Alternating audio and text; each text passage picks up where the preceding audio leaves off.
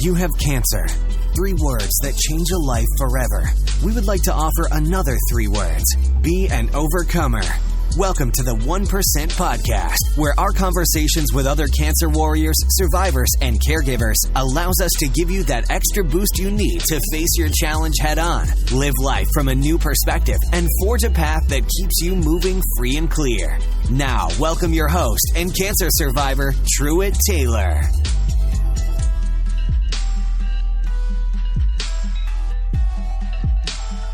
Welcome, everyone, to the 18th episode of the 1% Podcast, the show where we dig deep with cancer warriors, survivors, and caregivers in order to give you the 1% you need to keep pushing forward.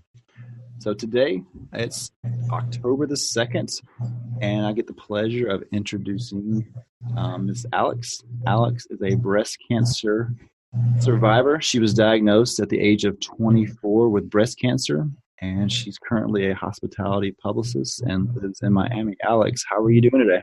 I'm good. How are you? Thanks for having me. Absolutely. So I've been excited to talk to you for a while now. I've been following your blog and all the different things that you have going on social media, and I absolutely love the work and the awareness that you're doing and the way you're able to bring your story to life and just really cross over it and help so many people inside the cancer community and just bring awareness to everything that's going on. I know you're busy doing stuff like that actually as we speak this week and stuff. So congratulations on that. I think you're doing an amazing job. Thank you. Thank you. That means so much to me. Absolutely. So as I was going through some of the social media posts and stuff that you have, I know you have a very interesting website out here, which I feel like an 8-year-old boy when I want to say it. But but anyways, it's called Witty's Titty Committee. Is that correct? That is correct. All right.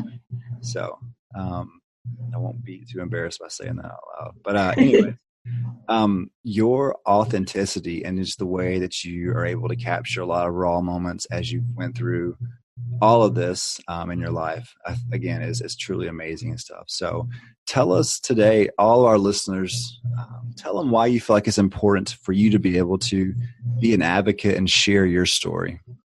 Yeah, of course. Well, like you said, I was diagnosed when I was 24 years old. So I was very young and definitely an anomaly when you're talking about statistics and breast cancer in particular. You know, it's very rare to see someone who's 24 years old diagnosed, especially someone who has no family history, but it does happen. And so I knew pretty quickly after I got diagnosed, once I kind of came to terms with it, that I wanted to share my story and, you know, be an advocate and help not only people who were going through the same thing that I was, but also to just bring awareness that, like, it can happen to anyone. Just, you know, be aware of your body, and you're your own best advocate when it comes to your health. That's something I say all the time. You know, it doesn't matter boy, girl, or we're talking about breast cancer or something else. Like, you know yourself better than anyone else. And if something feels off, that's sort of the message that I've wanted to bring with sharing my story. I couldn't agree more. I feel like our body is constantly telling us something. Whether we choose to listen or not is up to us, but it's definitely always giving us signs and signals of what's going on. Mm-hmm, definitely. Is there one takeaway that you have that you want our listeners to be able to pull from your story to be able to carry out, like maybe one thing specifically they can take away from your story today that'll help them with their fight or with, you know, their journey, or either someone that's listening today that has a friend or so that's going through this battle? Yeah, I mean, I think just the biggest takeaway that I've learned that I think is applicable to anyone really, whether you're fighting cancer or you have a loved one who is, or, you know, you luckily haven't been touched by it, and you're just listening to this right now. I think the biggest thing that I could say is that you're so much stronger than you think you are. You know, there were times going through this where I was like, there's no way, like, I can't do this anymore. Like, I want to throw in the towel, but you find that strength inside of you. And I worked full time through everything. I, you know, drove back and forth between Orlando and Miami. And I tried my best to be still the same person that I was and be like a supportive friend and all that stuff. So I think that the biggest thing I've learned is that you find inner strength in tough times, and you're a lot stronger than you think you ever could be when you're faced with those times. I couldn't agree more. It's not, you don't really recognize how strong you are until you have to go through something that's super challenging, whether it's, you know, your health or your work or a relationship. You don't really, I hate to say you don't really know what you're made of, but you really don't until you have to really figure it out. And so I love the fact that you were, you know, so strong through all of your journey that it's led you up to this moment now where you're, again, such a great advocate and be able to share your story. So first question I'd like to ask everyone is to tell us all about your life prior to your diagnosis. What did you have going on? Cool. So, I mean, I think I was your pretty typical 24-year-old girl. I was living in New York City for about 3 years after I graduated college. And when the new year happened, so 2018, I relocated from New York to Miami to open a new office for my company. And I am a hospitality, lifestyle, food and beverage publicist. So I've been working for the same amazing company for almost 3 years now. And it was 2 years that I worked for them in New York, and then relocated to Miami to open that new location. I'm originally from Florida. I'm from the Orlando area, so about 4 hours. Those two cities are apart. And I, was really enjoying being back in my home state and seeing a lot of my friends that I hadn't seen in a long time. I don't know. Yeah. Like I said, I was a pretty typical 24-year-old girl, like going out and stuff like that. When I moved back to Florida, I stayed in Orlando with my parents for the first 2 months. So when I got diagnosed, I was actually moving to Miami, literally had my stuff in the car. I was driving to Miami to move into my apartment. So it was a very crazy time in my life. But yeah, I mean, I went to Florida State. I love football season. I think I'm happy that I was not diagnosed during football season. Let me tell you, that'd be very sad. So I'm enjoying that now that I literally did say that on the first game of the season, even though it was terrible. I was like, well, I'm glad that this is all behind me because now I can go out with all my friends and watch the game still. And everyone thought I was crazy that was the first thing that came to my mind. But you got to keep your humor. Of course. What do you think your general approach to life was? You feel like, you were pretty carefree. You were just kind of going with the flow. You graduated from school and you were out working, just living the life. How was your attitude prior to this? Were you feel like you were pretty confident or pretty humble, or what do you think it was? Yeah, I mean, I think before, the biggest change that I think I've seen in myself is that I would get so wrapped up in the little things before. So, I've always been in pretty good shape, very, physically fit, and loved to go to like SoulCycle. I went to the gym every single day. Like that was a non-negotiable part of my day. And that was something that changed a lot. And I think I just cared a lot about things that I think don't matter now. But, I wouldn't say I was like a bad person or anything. I think it just, I think I was just a typical younger person and didn't really understand the bigger things at play in life and in the world. And like I said, I'm a publicist, so you kind of think of the typical type A, uptight kind of personality. That's very much how I was. And I think I've mellowed out a lot more. But that's kind of, I would say, how I was at the time. So share with us the moments that led up to your being diagnosed. What kind of signs and symptoms were you having with your body? So something that I thought was really weird is I kind of always thought if you have cancer, you feel sick before you get diagnosed. Like I don't know why, but I just thought, oh, like someone who has cancer must feel really sick before they get diagnosed. And I didn't feel that way at all. I actually went to Cancun with one of my best friends the week before I was diagnosed. And I had a totally normal time there.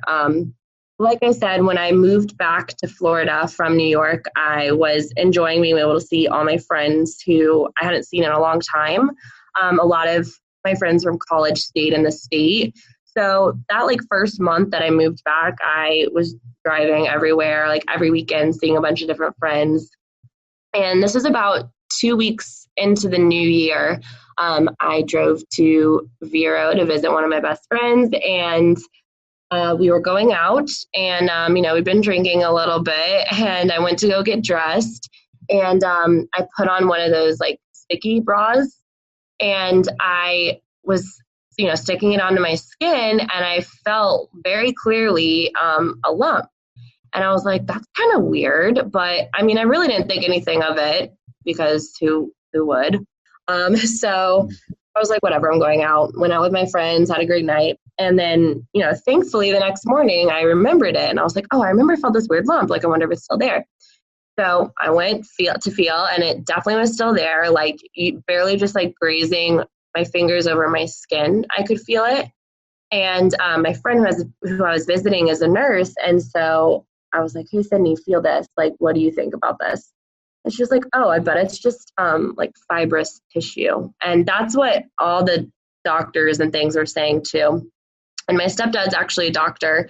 So the second I got home, I kind of am a hypochondriac. So I was like, I need to go to the doctor, blah, blah. And he was like, okay, well, I mean, I'm sure it's just like fibrous tissue, like Sydney said, but just go to the doctor so you're not freaking out. So I went to the doctor with one of my friends, and she said the same thing. She's like, you're so young. There's no family history. You're in great shape. I had no serious medical history at all. And she was like, I think that you should just go about your day. If anything changes, come back in. And something in me just knew, like we were talking about, you know your body, right? So something in me just knew that it wasn't normal, and I really wanted to get a full answer, not just, a doctor like touching me in the office and saying, I think you're okay. I was pretty persistent that I wasn't going to leave the office without her writing me a script to go get some imaging done. And so she was like, okay, if it'll make you feel better, like a mammogram won't do anything, but I'll write the script to be for an ultrasound and a mammogram. So I was like, thanks, went on my day, made the appointment to go back about a week later. And at that appointment, I was talking to the techs and the nurses there, and they said the same thing to me, like, we're sure it's nothing, like, you're so young. And they're like, we don't like to mammogram young breast tissue unless we think there's a problem. So we're just going to do an ultrasound. And I wish they didn't say that to me. That was probably the first time I started freaking out. They did the ultrasound, took them forever to come back into the room where I was with my mom. And they're like, okay, well, we're going to go ahead and do the mammogram. And so that was when I first kind of started thinking that something might be a little off. But I did the mammogram, and then pretty soon after that, they said, we want you to get a biopsy because we can't really see anything on the imaging, but don't freak out. Like, okay, like, I'm not going to freak out, right? So it took me a while to schedule that appointment. It was probably, about another week or a week and a half. So I went in, got a biopsy, and then pretty soon after that, it was maybe only a couple of days after that, I got the call that it had come back as cancerous tissue, or, that the lump was cancerous. So I kind of obviously didn't really know what to think at first, but that was sort of the process of the whole thing. It was a lot of back and forth, and a lot of, people like reassuring me when kind of wish that they didn't in hindsight. But yeah. Yes, I think lots of times with people, when you first think something is wrong with you, their first reaction is to ease your mind, like, oh, it's nothing, like it's probably this. I remember my mom saying the same thing to me. Oh, you probably have this and this and this. And I'm like freaking out because I've never even had a cavity, much less anything else wrong with me. And right. So, as you go through this, you're like, wait a minute. Like, it's almost unreal because you've taken such good care of yourself that how in the world could this happen to me? Like, I didn't, smoke and don't drink that much. You know what I mean? So there's all the things that you could be doing to harm yourself. You're not doing any of those things. Then all of a sudden stuff starts happening. And, like you said, like going to SoulCycle was non-negotiable for you. So your health is super important. And then all of a sudden something starts happening and going on that, you know, you had no control over. I feel like it gives you, for me, it made me worry a ton. And I'm sure the same thing for you. As you said, you're a type A personality. So am I. So like everything is important to me for some reason. And so as you're going through all of these emotions and stuff, like when did it start kind of like spiraling out of control where you start finding yourself thinking about all these crazy things of what could be and what couldn't be? Like, how are you dealing with all those emotions as you're sitting and having to wait for biopsies and all those things like that to come back? Well, it's weird because a part of me, I think, always kind of knew that like there was something off, but everyone at the same time was so reassuring that I don't know, I really was shocked. Like I was so calm throughout all the testing and things like that because I was just sure like there could be nothing wrong with me. Like this doesn't happen to 24-year-olds. Like this doesn't happen to people who are so healthy and have no family history. You know, that was kind of what was running through my mind. So, I mean, I kept myself calm in that way. And then I didn't really start freaking out until after I got diagnosed. Yeah. So tell us about that day when you heard the words that unfortunately most people that are listening to this podcast have heard, that it was positive and you did have cancer. Like, tell us about how you felt when you first heard those words being spoken to you. Well, I remember at first I was just super shocked, especially because the doctor who was overseeing my care, who I no longer see, she called me over the phone. And I was like, aren't you not supposed to, you know, when I got the phone call from her, I was like, oh, she's telling me nothing's wrong because she's telling me over the phone. And so I really was so shocked at first. And like I said, I was moving to Miami. Like I literally was in my car driving down the highway from Orlando to Miami and had all my stuff in the car. And so my parents had my U-Haul packed and were driving to Miami the next day. And so I hung up the phone with her, kind of just kept driving for a few minutes and then just like burst into tears because I mean, I don't really know if it's the same, you know, for you or for anyone else listening to this, but when they first diagnosed me, they weren't really able to tell me anything else. So like, I didn't know like what the stage was or, you know, anything like that. They just said it came back cancerous. Like, that's it. We'll call you in a couple of days and tell you more. And I was like, okay. So, you know, that's when I started freaking out and started like Googling everything. And I mean, I knew nothing about breast cancer. I have never had anyone in my family. I never known anyone who had breast cancer. So, like I said, I started to like cry my eyes out, called my mom first. And she was like, okay, I think you need to turn around and come home or like just pull over and we'll come find you. And I was like, no, I'm going to Miami. Like, I'll see you tomorrow. And on that drive, I called my dad right after my mom. I called my boyfriend, who's now my fiance. And then I called like all my closest friends. So I think that, you know, in that 3.5 hour drive, I like repeated those words, like I have cancer so many times. Like, I don't know, I came kind of like numb to it in a way. So by the time I got to Miami and like got to my phone to start freaking out, I was like, the shock of having cancer was like past me. And my mindset was kind of like, okay, like what's next? So you start Googling all this stuff, but you didn't have any answers to like even be able to answer your own questions through a Google search. So I started like going crazy and just like was searching all this stuff, like what could cause cancer when you're 24, you know, things like that. And I remember like that first night I didn't sleep at all. I was just up all night, like Googling and trying to answer all these crazy questions that I had. I love the internet, like I really do, but it is the worst thing when it comes down to trying to search why you had cancer on the internet. The worst. Like the stories and the probabilities. I would be trying to do math, like, okay, so I'm this old, I have this stage, I'm going to live this long. You start like these weird formulas in your head where you're trying to figure out what all's going on and what did I do? And maybe it was this. Was it this food? Was it this supplement? Oh, that's probably what it was. And then you've created this whole fantasy in your head of how you got cancer. And then you tell your doctor and they're like, no, that's not it.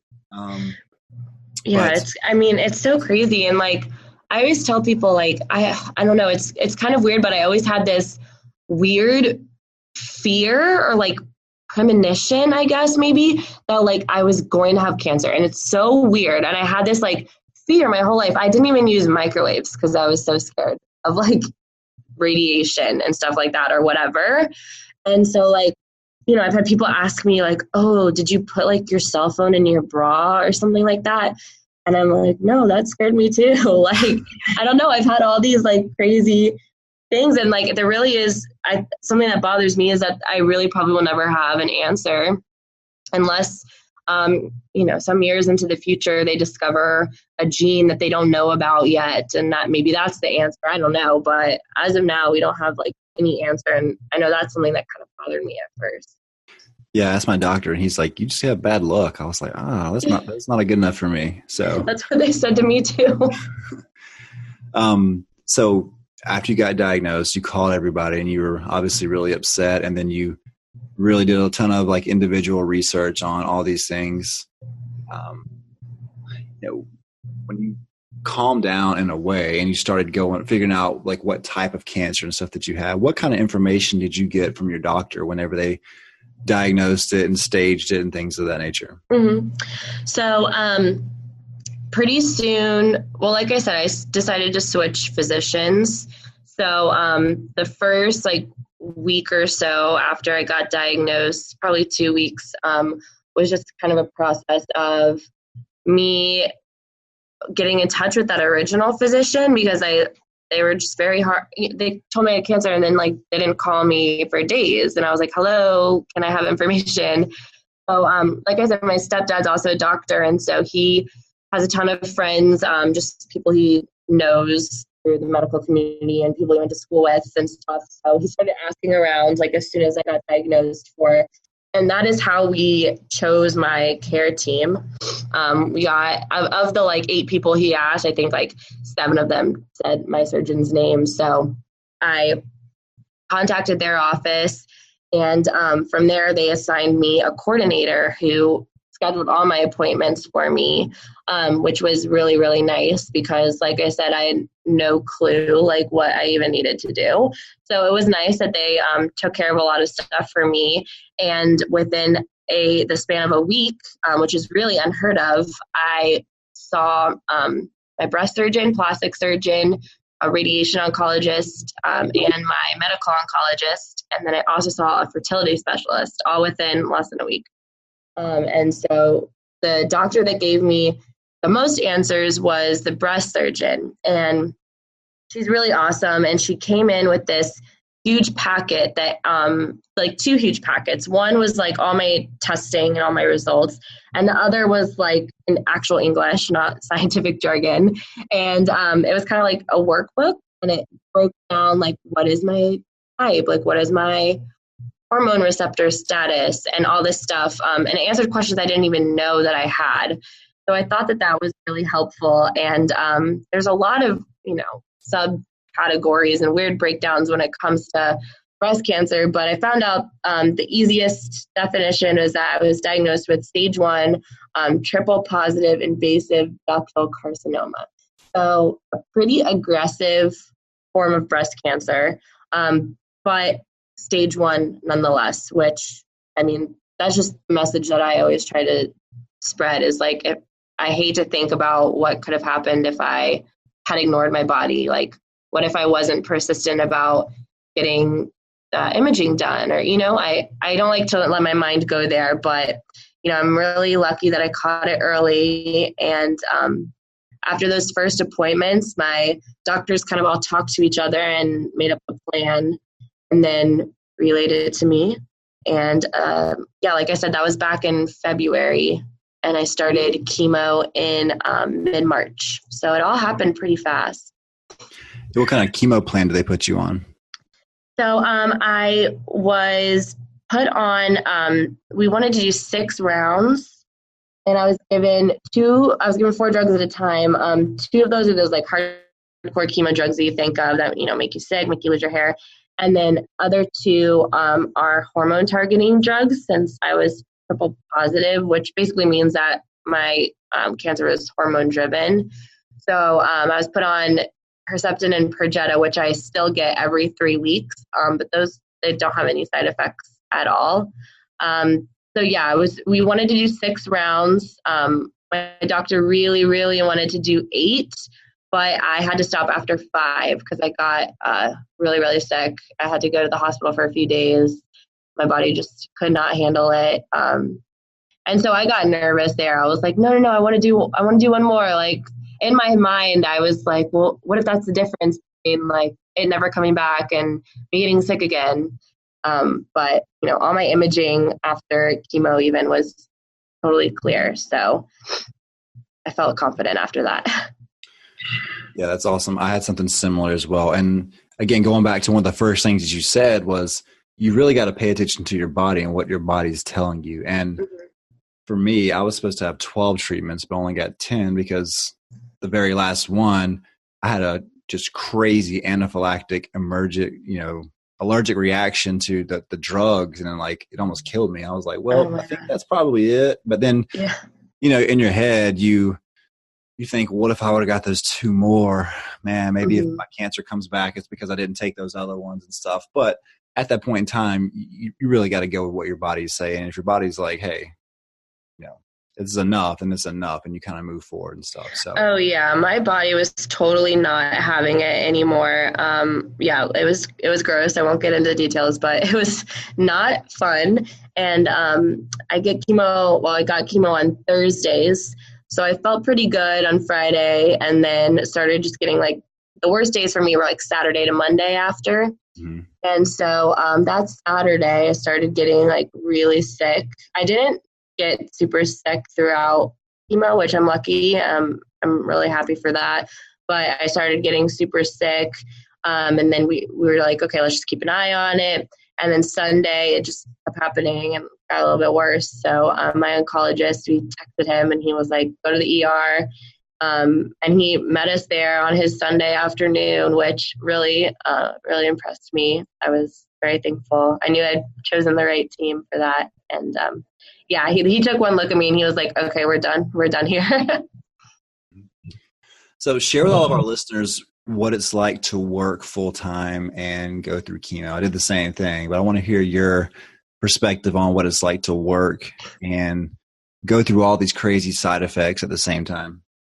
Well, I will say the hardest part, which is something I'm still struggling with, is that like foggy chemo brain. And I didn't know that it was an actual thing until I was experiencing it myself. Like we both said, we're so type A, and I was like the typical type A publicist, like always on top of it, like always knew what was going on, a million miles a minute. And it was so hard for me to just, one, recognize that I needed to take a nap in the middle of the day. I couldn't make it through the whole day. And then, 2, just kind of be able to rely on my coworkers to pick up where I couldn't jump in sometimes. And I know my experience is unique, and I'm super lucky, and a lot of other people don't have the same experience as I did, but my employers were extremely gracious and supportive of me. I went back and forth for the first 3 rounds of chemo between Orlando and Miami. So I would just go to Orlando where my family lives, and that's where I got treatment every 3 weeks. And then I'd stay there for about a week and come back to Miami and work. But after the second, no, I came for 3. Yeah. After the 3rd round, my immune system was totally shot, and I just got really, really sick, and I couldn't go back and forth. So starting in the beginning of May, I worked from home full time. And I'm super lucky to have been able to do that, but it definitely was challenging, especially because in PR and in restaurants and stuff, like they want to see you all the time. So there was a little bit of, creative massaging of like, where was I? Some of my clients knew, but like I said, the Miami office was new. So we were also signing on a lot of new clients at that time. And like, I just didn't think it was something necessary to add in and talk about why I wasn't there. So that was a little bit challenging. It was challenging because we were also growing a lot when I was working, but I was working remotely. So, bringing on new team members, I'm not there in person. But I was really dedicated in work and in life in general to keeping my life as normal, quote unquote, as possible. So like my mom has pictures of me getting my chemo infusions and like working on my laptop.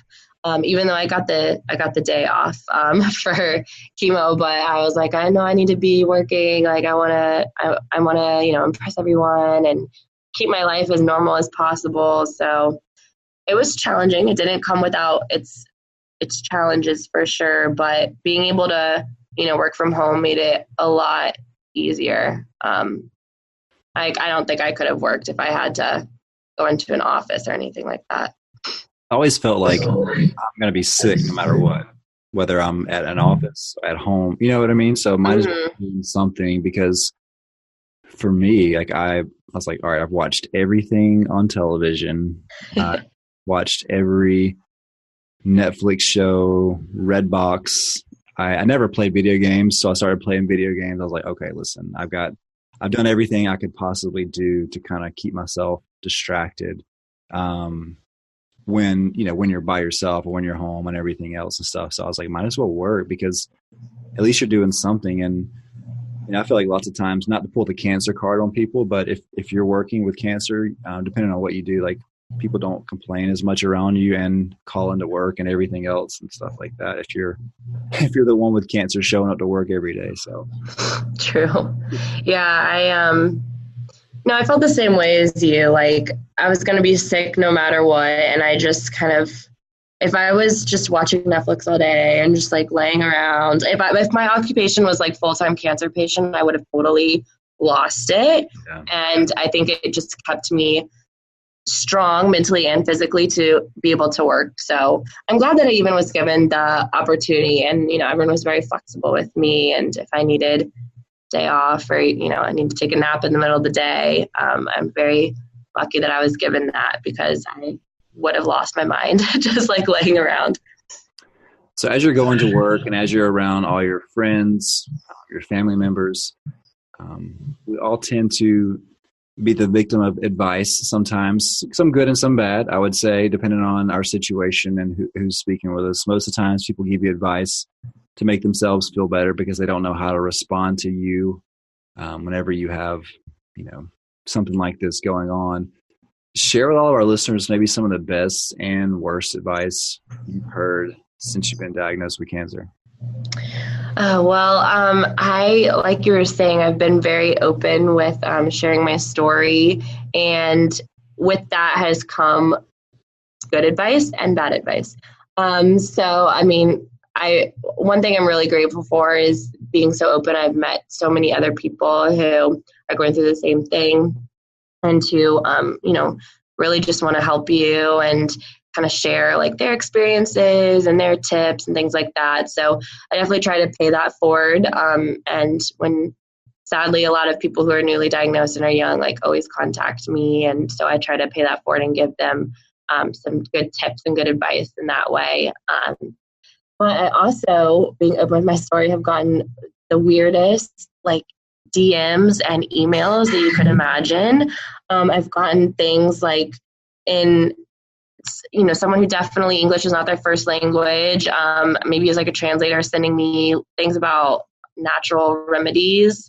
And I was like, I'm going to stick with my chemo. Thanks. I've had people, the first thing people always ask is like, oh, like, did you not get tested for BRCA? And I was like, well, no, I didn't get tested for it. And no, I don't even have that gene. So that's weird. Or their advice is just like, oh, you should get tested for BRCA. And I'm like, well, that won't help me now. but thank you. Right. Like some other weird things. I don't know. I've had people ask me like, did you keep your cell phone in your bra?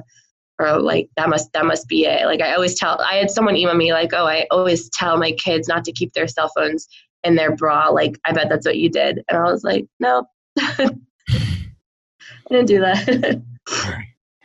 Yeah, it's amazing the stuff that you'll hear, unfortunately. But again, I think lots of times it's people's personalities tend to do that to you. If they're a preventative type person, they want to give you all the lists of things that you should have done.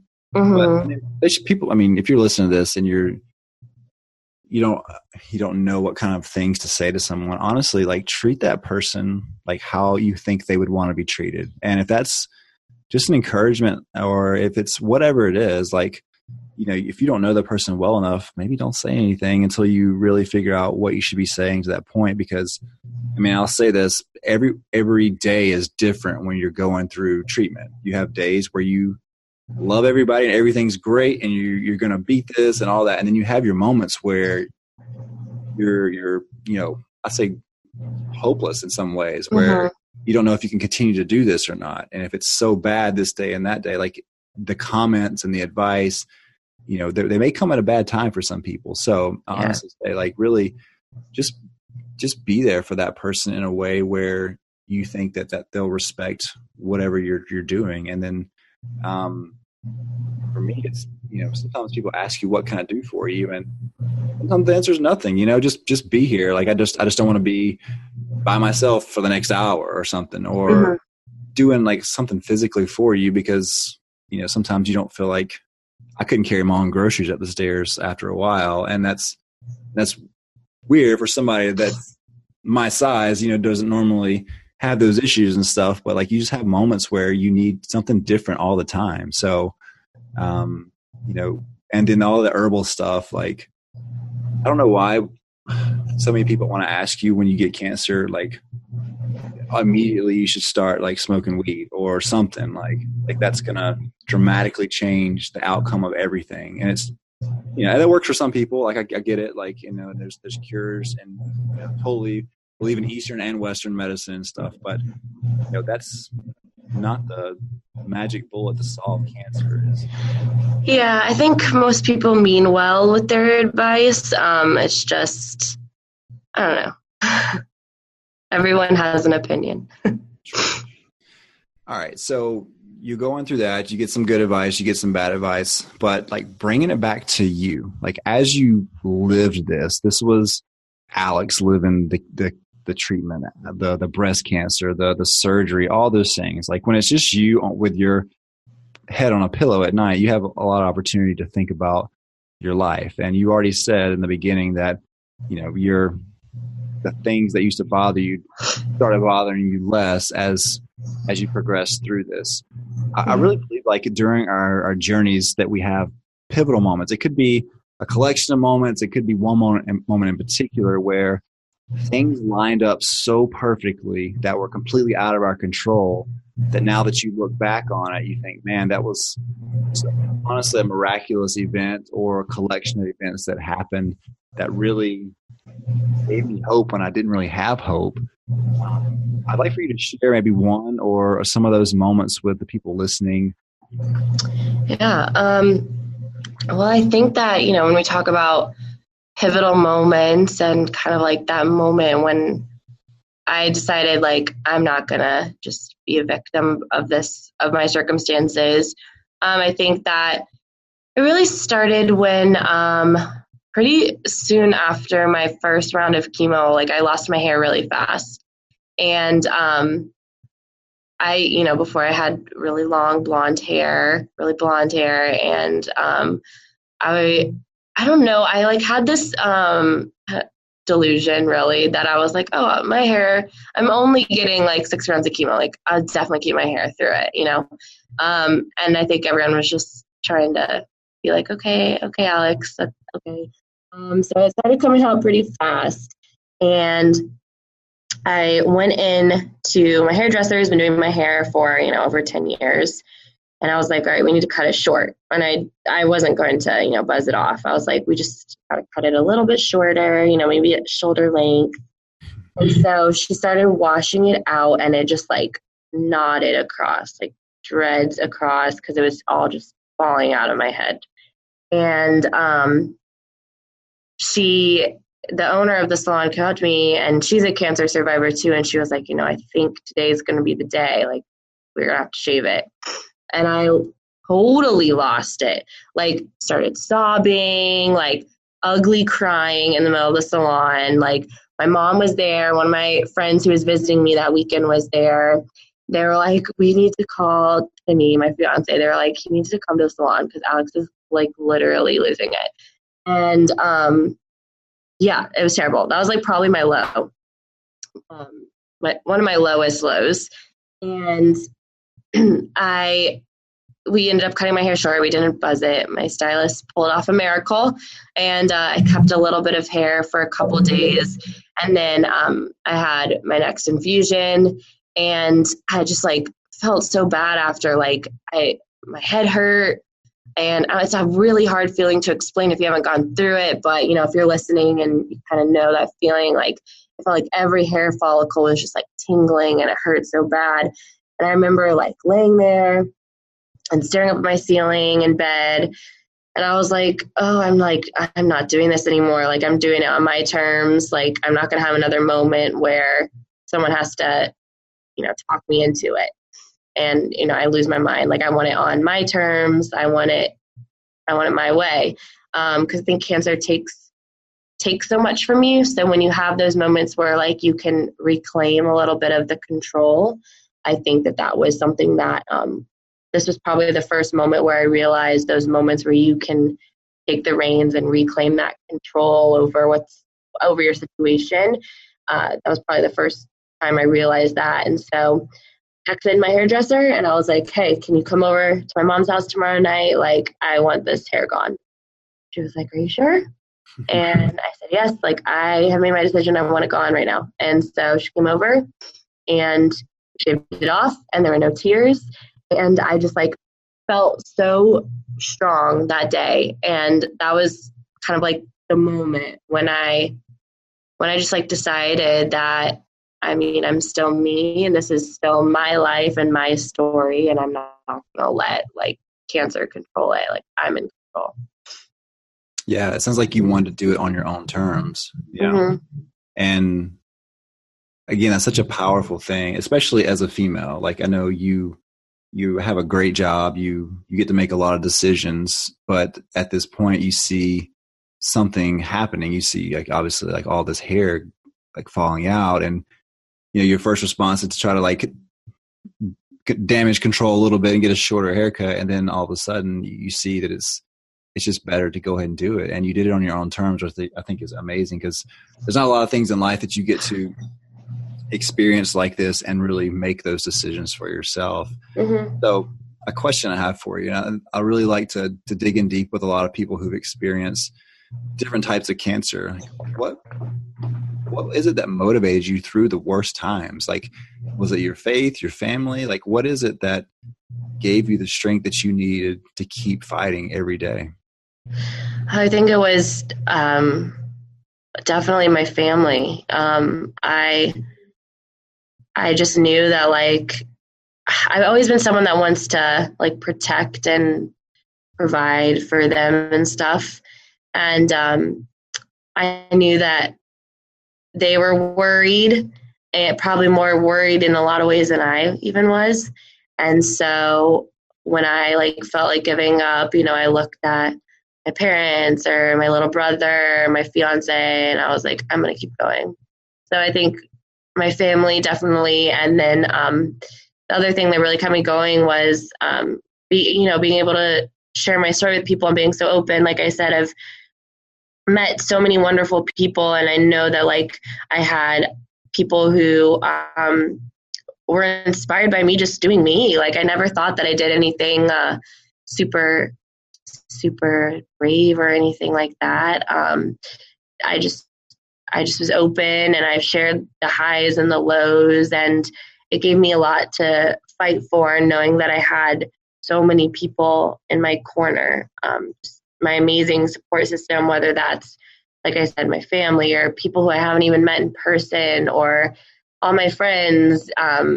People like went so out of their way for me. And I was like, the least I could do is beat this thing. So I'm going to beat this thing.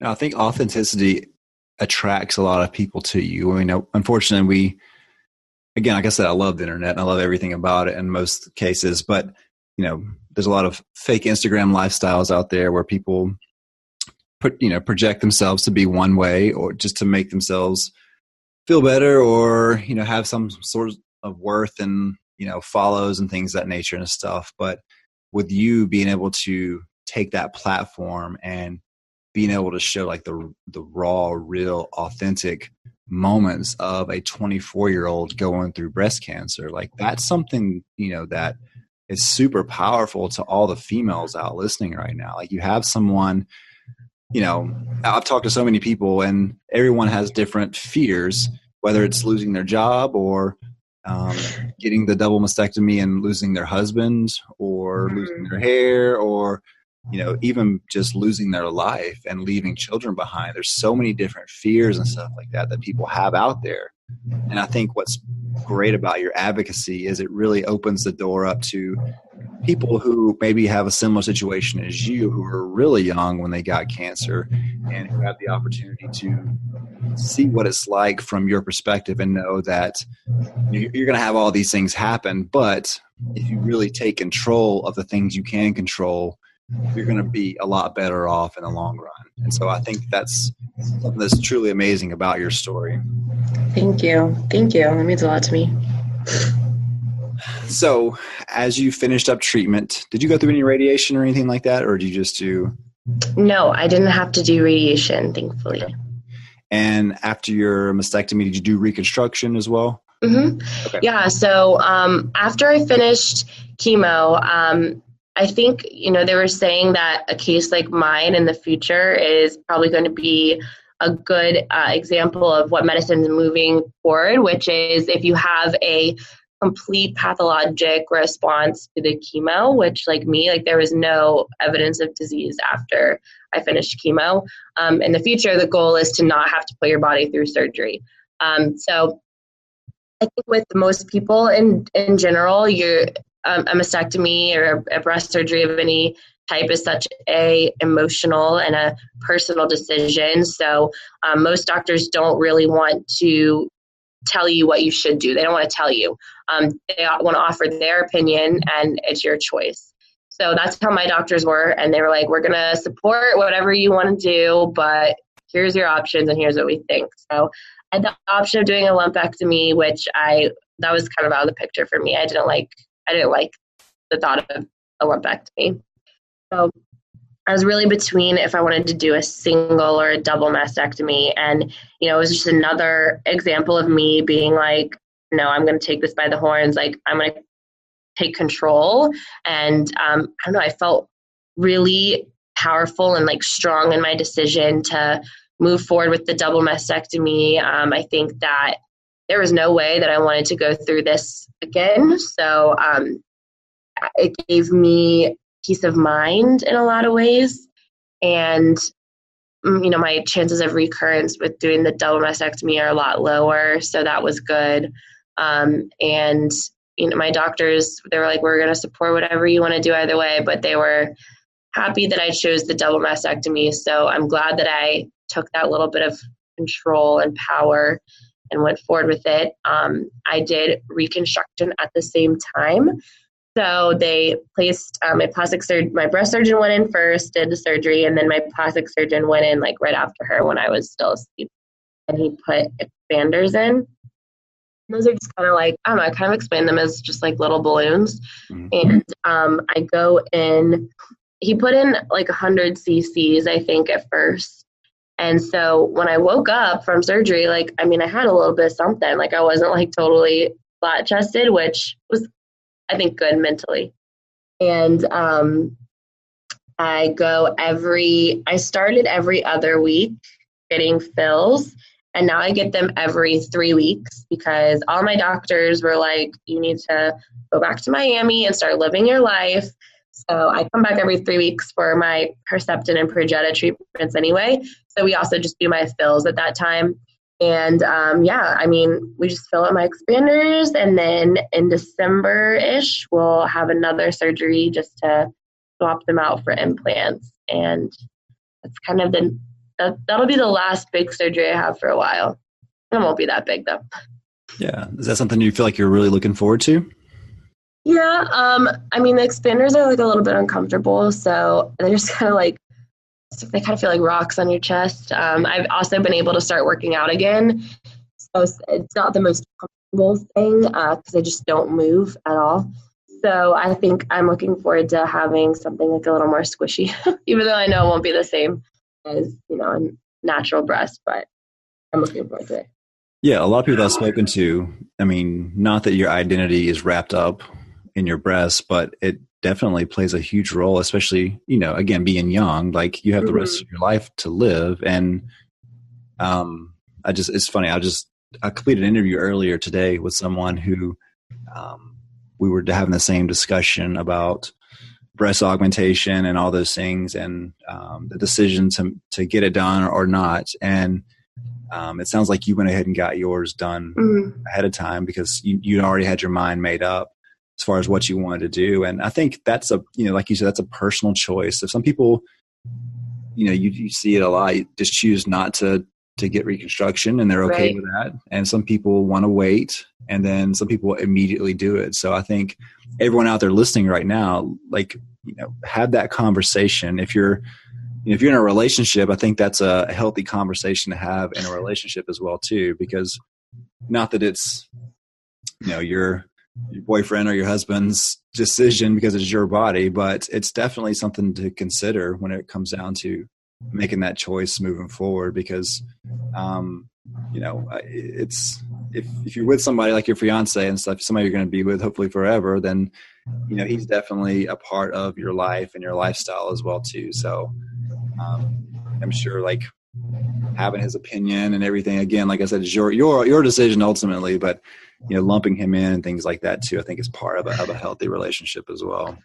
Oh yeah, I totally agree. And like you said, it's a really personal decision, whether you're just deciding on the type of surgery you want or, reconstruction or not. And then, there's also conversations about if you're a candidate for doing a nipple sparing mastectomy or not. And that's like another thing that you don't always think of. And like, I know for me, like I look like I have, you would never know any surgery really. I have very minor scars and things like that, but everyone's different. And I also think that, like you said, you're kind of, as a woman, your identity is kind of wrapped in that. And I am a huge advocate for going to therapy, going to talk to someone.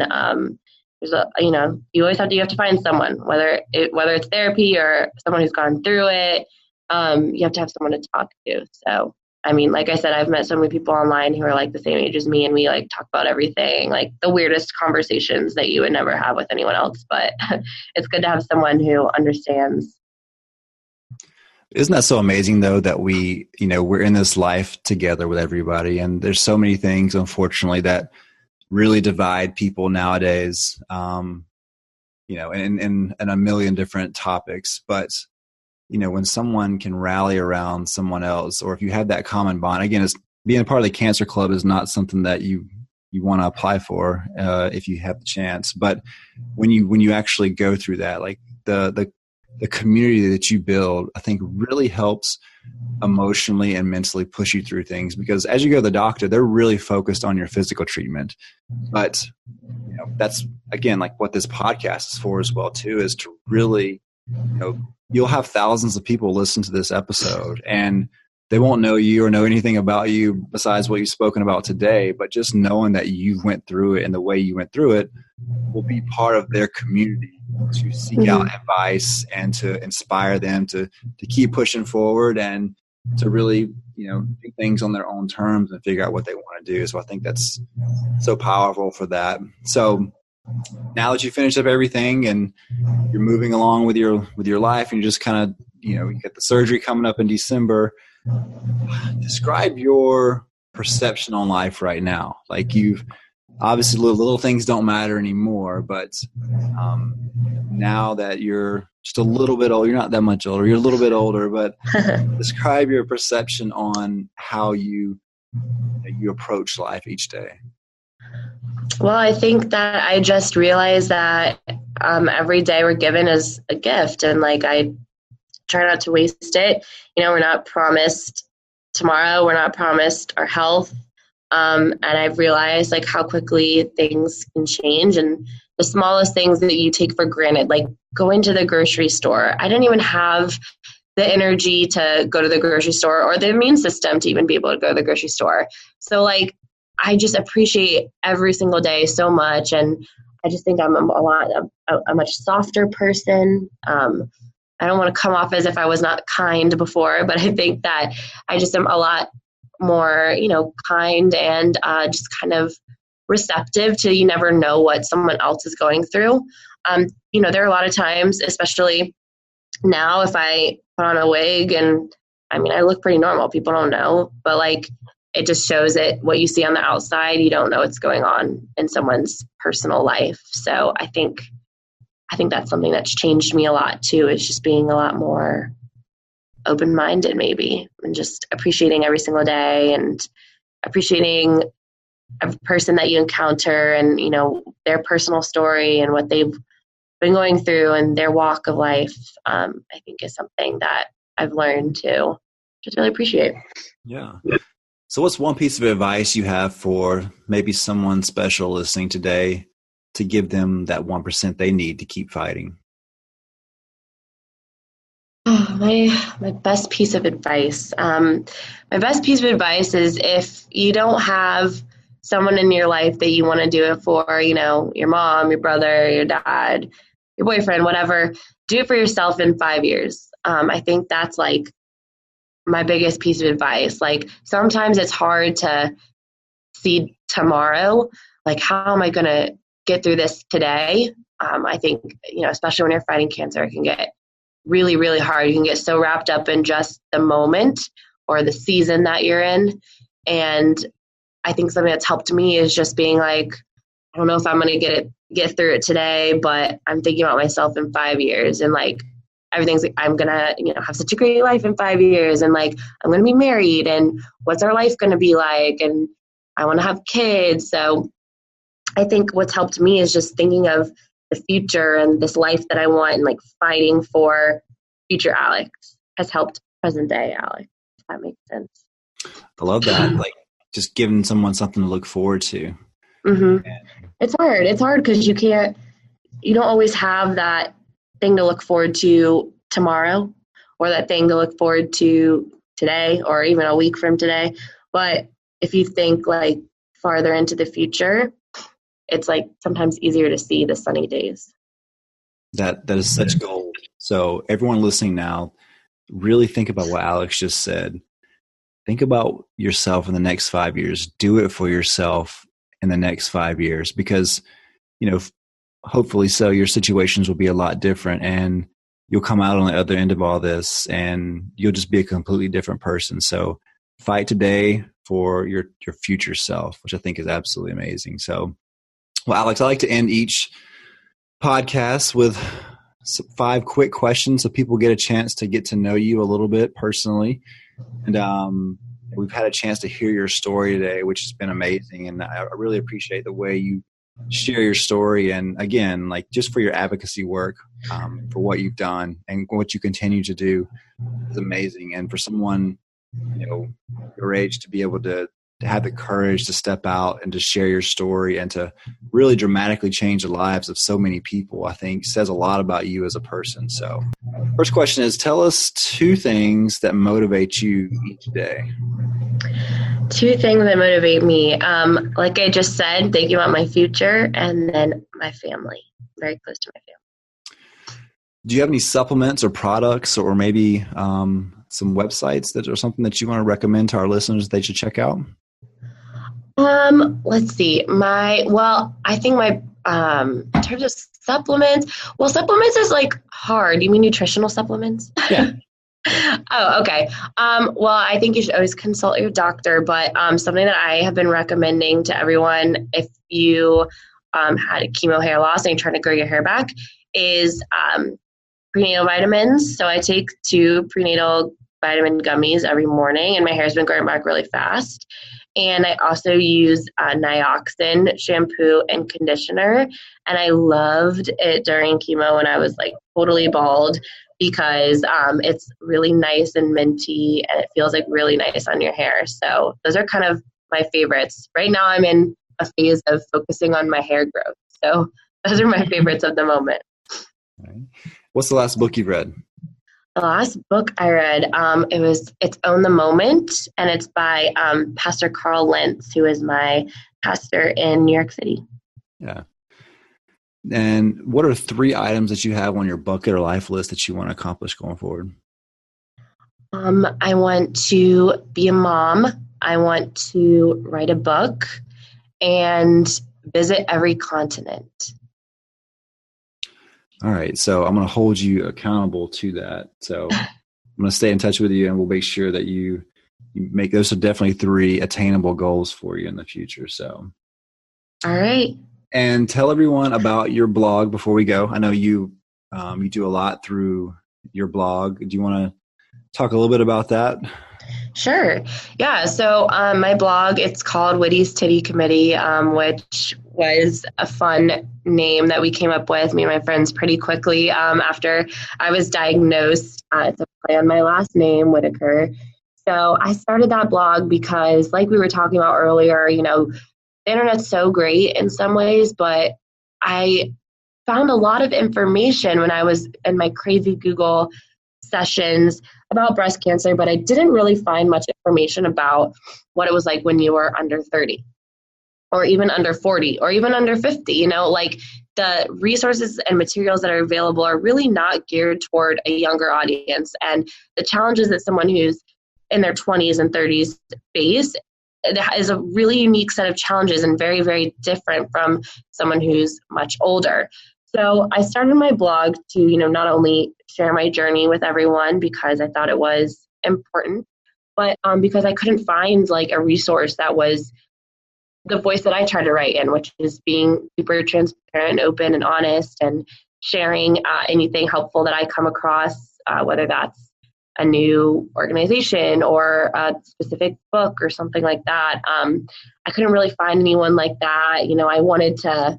I was like Googling things like what to expect after, chemo round 3. And so on my blog, I wrote down a week by week after every infusion round, how I was feeling that week and any weird side effects or symptoms. That's something that I like to do. And, I also share products. So like I was talking about chemo hair loss, I wrote a post recently that has like a link to that shampoo in it and those vitamins that I like to take now. I wrote a post about wigs and I have a lot of wigs. So where I got all of them, different price points. I shared organizations that help you out, going through cancer be a huge financial burden. So there are thankfully a lot of organizations that help you out and just really get your confidence back. I know, especially for women, it can be tough. So just be really open and honest and share everything. And no question is like out of bounds. I always tell people like, please feel free to message me, email, DM. I'm happy to answer any questions anyone has. That's kind of my blog in a nutshell. Perfect. Well, what I'll do is I'll put a link to your blog on our website and I'll share it in the show notes when we publish the podcast as well too. So people can check that out for you. So if you go to 1%podcast.com, I'll actually go ahead and put it up early. I'll put it up today and people can check that out. And if you have any questions for Whitney and if you don't know how to get in touch with her or you forget her blog or whatever and stuff, or you can't find the link, just be sure to email me at info@1%podcast.com and I'll be glad to connect you up with Alex. All right, Alex. Well, again, I cannot tell you how much I've gotten personally out of your story as well too. And for all the young people out there that are listening that are going through their journey, be sure to check out Alex's blog and check out, all the things that she's doing right now. And if you have someone in your life that's currently experiencing cancer and you feel like needs to hear the podcast, be sure to go to iTunes and check out the 1% podcast, and be sure to subscribe to that and share that with all the people that you know that you feel like could really benefit from that. So Alex, again, I appreciate it, and we will be in touch with you really soon, and we'll make sure that you have that book and all your other things that you got to get going on in the next couple of years. Okay. All right. Thank you so much. We appreciate you spending time with us on today's episode and encourage you to continue the conversation to help you keep pushing forward. For more resources based on today's episode, as well as ways to recommend a guest and connect to Truett personally, head over to 1%podcast.com. Be sure to join us next time for more stories of inspiration right here with Truett Taylor on the 1% Podcast.